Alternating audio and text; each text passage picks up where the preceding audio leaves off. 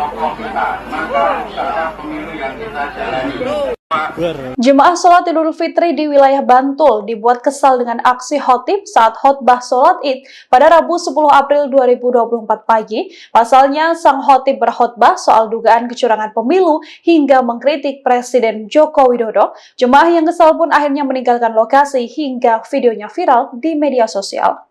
Dikutip dari Tribun Jogja, insiden ini terjadi di lapangan Tamanan Bantul, Kapanewon, Banguntapan, wilayah Bantul. Terlihat para jemaah pergi meninggalkan lapangan saat khotib masih membawakan khotbahnya di balik mimbar. Panitia penyelenggara sholat Idul Fitri di lapangan Tamanan pun akhirnya meminta maaf. Panitia peringatan Hari Besar Islam atau PHBI Tamanan mengundang akademisi bernama Untung Cahyono.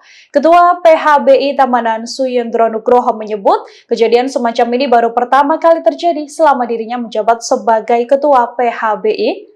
Ia pun menyayangkan aksi sang khotib lantaran harusnya semua khotib sudah paham terkait aturan dan batasan materi ceramah saat Idul Fitri. Terlebih, khotib yang bersangkutan juga pernah dimintai oleh panitia untuk mengisi ceramah sholat Id dan kala itu materi ceramahnya hanya membahas soal puasa.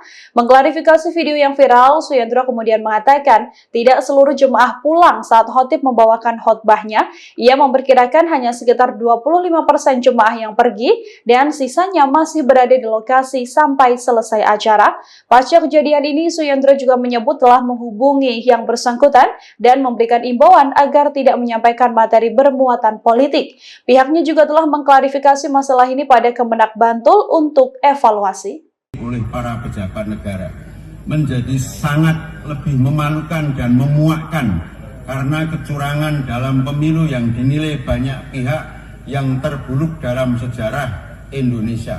Ironisnya, problematika pelanggaran pemilu yang sering disebut terjadi secara terstruktur, sistematis, dan masif terjadi justru terkait dengan perilaku Joko Widodo sebagai Presiden RI, sebagaimana yang tersebar luas di media sosial dan surat kabar. Sebab itu, mereka yang dahulu merasa sebagai pemilihnya sebaiknya istighfar karena pilihannya telah membuat kecewa banyak pihak. Bangsa kita adalah bangsa yang besar.